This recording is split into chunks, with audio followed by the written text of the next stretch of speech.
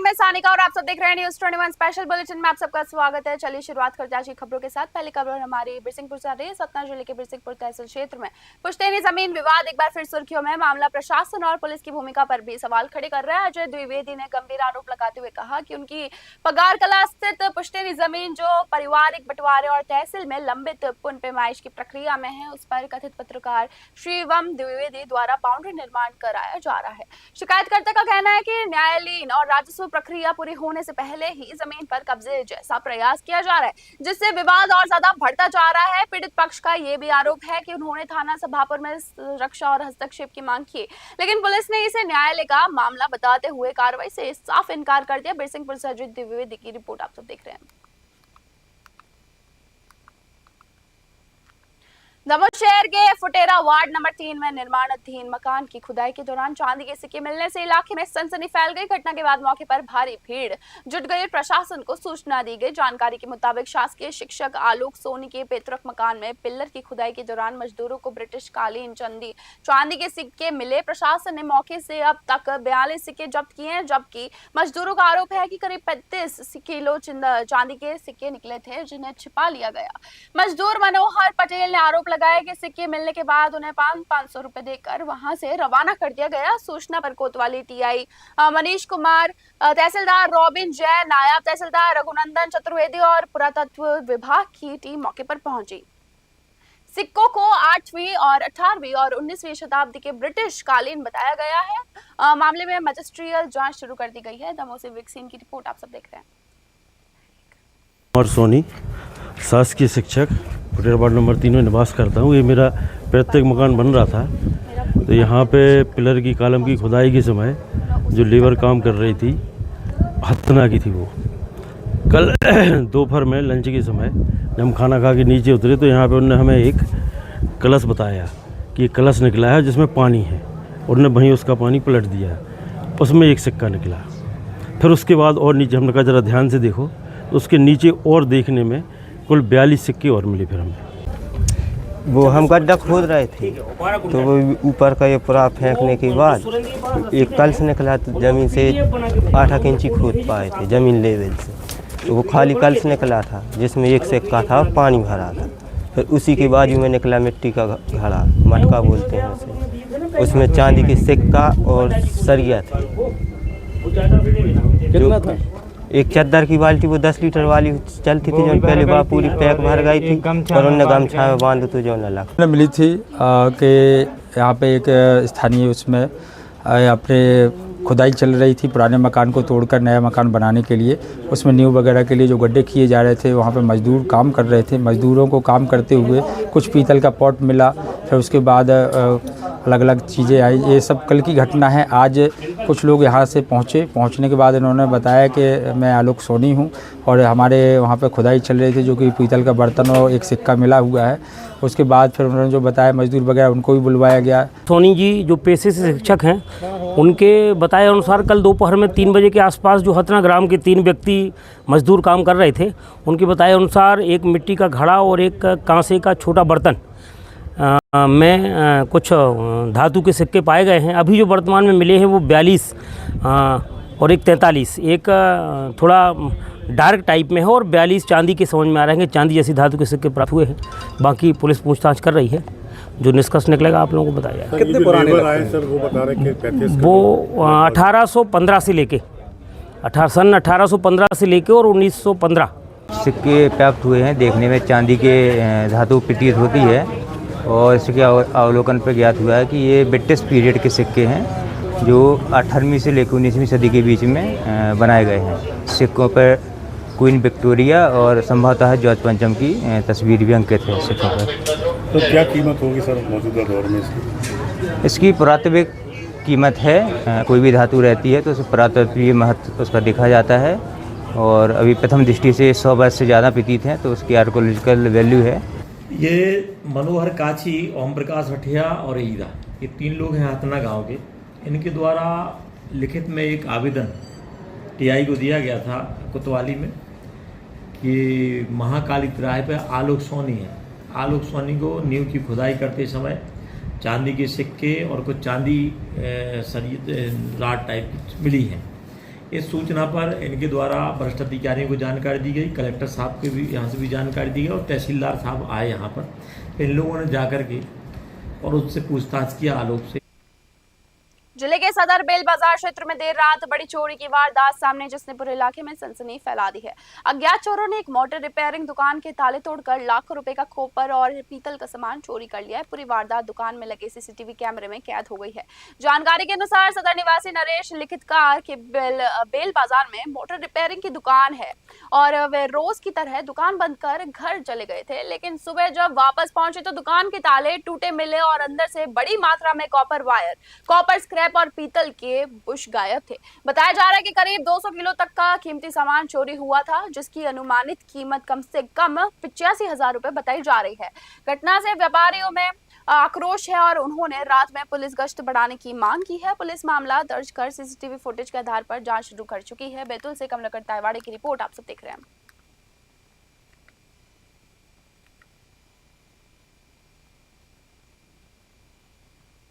पुरुषोत्तम मास के दूसरे सोमवार पर बिरसिंहपुर स्थित गेवीनाथ धाम में श्रद्धालुओं की भारी भीड़ उमड़ पड़ी।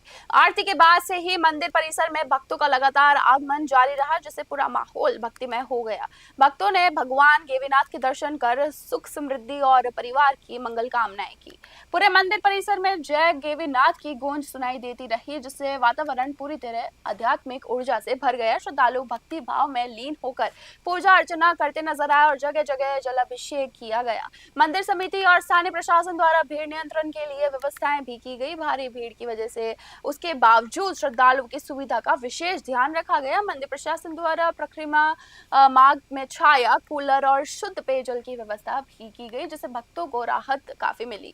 वहीं सुरक्षा व्यवस्था बनाए रखने के लिए पुलिस बल लगातार मुस्तैद नजर आए। श्रद्धालुओं की भारी भीड़ से क्षेत्र के बाजारों में भी रौनक वापस लौट आई। स्थानीय व्यापारियों का कहना है कि लंबे समय बाद इतनी बड़ी संख्या में जो श्रद्धालु आए, उनके आने से कारोबार में अच्छी बढ़ोतरी देखने को मिली। बिरसिंहपुर से अजय द्विवेदी की रिपोर्ट आप सब देख रहे हैं। दमोह जिले के हट्टा के बड़ा बाजार क्षेत्र में सोमवार सुबह तड़के अचानक भीषण आग लगने से हड़कंप मच गई। आग की चपेट में आने से 3 दुकानें जलकर खाक हो गई। सूचना मिलते ही पुलिस, नगरपालिका और दमकल की टीम मौके पर पहुंची। बताया जा रहा है कि आग इतनी तेजी से फैली कि कुछ ही देर में तीनों दुकानों को अपनी चपेट में ले लिया। दमकल कर्मियों ने कड़ी मशक्कत के बाद आग पर काबू पाया, लेकिन तब तक दुकानों में रखा सारा सामान पूरी तरह जल चुका था। घटना की सूचना मिलते ही हट्टा नगरपालिका का सीएमओ राजेंद्र खर्रे, हट्टा पुलिस और दमकल वाहन मौके पर पहुंचे। प्रारंभिक अनुमान के अनुसार आग से लाखों रुपए का नुकसान भी हुआ।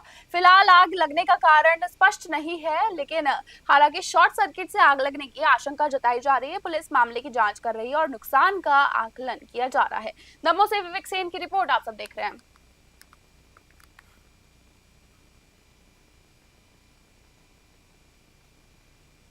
बुल्डाना जिले में भीषण गर्मी के बीच जल संकट लगातार गहराता जा रहा है। जिले के बड़े, मध्यम और लघु जलाशयों में पानी तेजी से कम हो रहा है, जिससे प्रशासन की चिंता काफी ज्यादा बढ़ गई। बुल्डाना शहर को पानी सप्लाई करने वाले येलगांव बांध में भी अब महज 22% जल भंडार ही बचा हुआ है। जानकारी के अनुसार जिले के सभी जलाशयों में कुल जल स्तर घटकर करीब 26% पर पहुंच चुका है। लगातार बढ़ते तापमान और तेज गर्मी के कारण पानी की मांग तेजी से बढ़ रही है। इस वर्ष जिले में कई स्थानों पर तापमान 40 से 40 डिग्री सेल्सियस तक दर्ज किया गया है, जिससे हालात और ज्यादा गंभीर होते दिख रहे हैं। बुल्डाना जिले में वर्तमान में 3 बड़े, 7 मध्यम और 41 लघु जलाशय, लेकिन अधिकांश परियोजनाओं में जलस्तर लगातार कम हो रहे हैं। विशेषज्ञों का मानना है कि यदि समय पर अच्छी बारिश नहीं हुई तो आने वाले दिनों में जिले को और ज्यादा भीषण जल संकट का सामना करना पड़ सकता है। बुल्डाना से प्रशांत सपकाल की रिपोर्ट आप सब देख रहे हैं।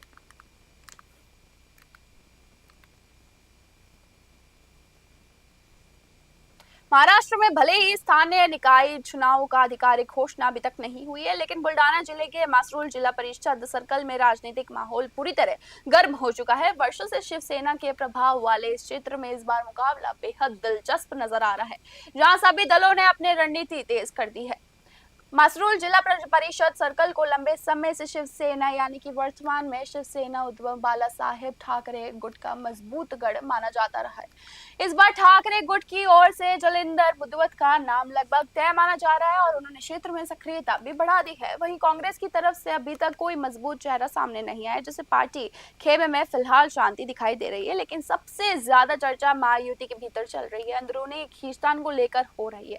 महायुति में एक ही सीट के लिए 3 दलों के नेता अपनी दावेदारी ठोक रहे हैं। शिवसेना शिंदे गुट से गजानन लांडे, एनसीपी अजित पवार गुट से मनोज दांडगे और बीजेपी की ओर से सुनील देशमुख चुनावी तैयारी में जुटे हुए हैं। अब सबसे बड़ा सवाल ये है कि महायुति में सीट बंटवारा कैसे होगा और टिकट नहीं मिलने पर क्या बगावत देखने को मिलेगी। हालांकि टिकट की घोषणा से पहले ही सभी संभावित उम्मीदवार जनता के बीच पहुंचकर संपर्क अभियान और विकास के वादों में जुट चुके हैं। बुल्डाना से प्रशांत सबकाल की रिपोर्ट आप सब देख रहे हैं।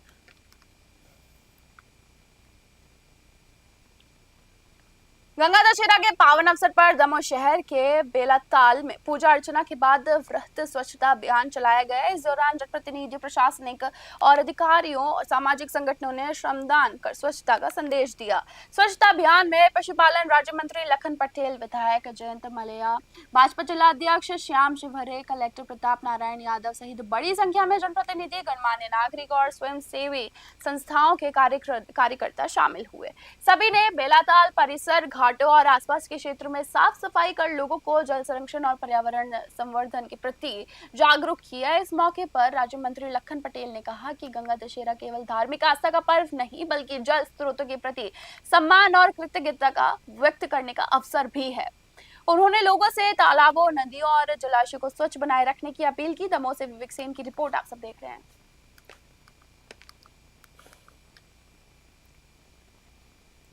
मध्य प्रदेश के यशस्वी मुख्यमंत्री डॉक्टर मोहन यादव जी के नेतृत्व में गंगा दशहरा के इस पावन अवसर पर पूरे प्रदेश में ये गंगा दशहरा मनाया जा रहा है। हमारे प्रदेश की जितनी भी जल संरचनाएं हैं उनको संधारित करना, उनको सुरक्षित रखना और उनके जो स्रोत हैं उनको जीवित करना, ये इसका मुख्य उद्देश्य है। जिससे जल गंगा संवर्धन अभियान जो चलाया गया हमारा, पिछली बार लगभग 1.5 महीने चला था, इस बार 3 माह है। गंगा संवर्धन का जो कार्यक्रम हुआ है, इस कार्यक्रम में हमारे बीच मध्य प्रदेश शासन के मंत्री और हमारे लोकप्रिय नेता आदरणीय लखन भैया और दमोह से यशस्वी विधायक हमारे श्रद्धेय आदरणीय जयंत भैया और समस्त भारतीय जनता पार्टी और स्वयंसेवी संस्थाओं ने मिलकर आज बेलाताल के इस पावन प्रांगण में अपना अथक मेहनत करके इसकी साफ सफाई की, इसकी संरचनाओं को सुरक्षित करने का काम किया। हमारे मध्य प्रदेश के यशस्वी मुख्यमंत्री के आह्वान पर आज पूरे प्रदेश भर में यह कार्यक्रम आयोजित हुआ। गंगा दशमी का यह पर्व हम सभी के लिए गंगा मैया के त्याग, समर्पण और जन कल्याण की भावना को याद दिलाता है।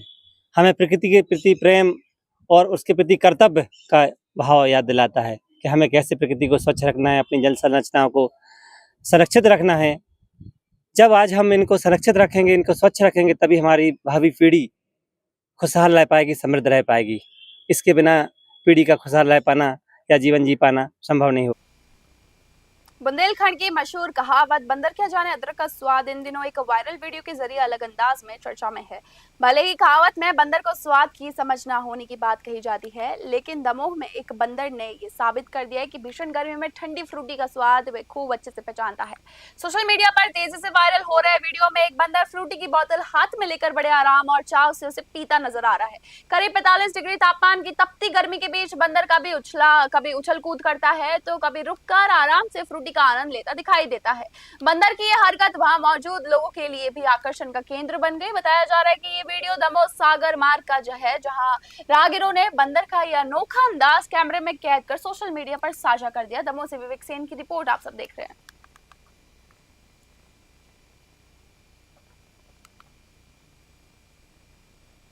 मुजफ्फरपुर जिले के औराई थाना क्षेत्र से एक हैरान करने वाला मामला सामने आया। यहाँ एक निजी स्कूल संचालक द्वारा अपनी पहली पत्नी को छोड़ छात्र से शादी करने का मामला अभी शांत भी नहीं हुआ था कि अब उसका नाबालिग बेटा अपनी नाबालिग प्रेमिका को लेकर फरार हो गया। बताया जा रहा है कि दोनों ने मंदिर में शादी कर उसका वीडियो सोशल मीडिया पर वायरल कर दिया था। लड़की के परिजनों ने औराई थाने में अपहरण का मामला दर्ज कराया। परिजनों का आरोप है कि उनकी बेटी को बहला के फुसला कर ले जाया गया था। पुलिस ने मामला दर्ज कर दोनों की तलाशी शुरू कर दी है। थाना पुलिस का कहना है कि जल्द ही दोनों को बरामद कर लिया जाएगा। मुजफ्फरपुर से सत्यम शर्मा की रिपोर्ट आप सब देख रहे हैं। भागलपुर के याकूब अंसारी को राष्ट्रीय विधिक अन्वेषण आयोग का राष्ट्रीय अध्यक्ष चुना गया है। इनकी इस उपलब्धि से भागलपुर में खुशी और जश्न का माहौल है। याकूब अंसारी लंबे समय से कानूनी और सामाजिक कार्यों से जुड़े रहे हैं। राष्ट्रीय अध्यक्ष बनाए जाने के बाद जब वे ट्रेन से भागलपुर स्टेशन पहुंचे तो समर्थक और स्थानीय लोगों ने फूल मालाओं के साथ उनका जोरदार स्वागत किया। इस दौरान स्टेशन परिसर में समर्थकों की भारी भीड़ उमड़ पड़ी। साथ ही याकूब अंसारी को हिंदुस्तानी आवाम मोर्चा यानी कि हम पार्टी में राष्ट्रीय उपाध्यक्ष लेबर सेल की जिम्मेदारी भी सौंपी गई। याकूब अंसारी ने कहा कि वे आयोग को नई ऊंचाइयों तक ले जाएंगे और शोषित, वंचित एवं गरीब लोगों को न्याय दिलाने के लिए लगातार काम करते रहेंगे। भागलपुर से राहिल सिद्दीकी की रिपोर्ट आप सब देख रहे हैं।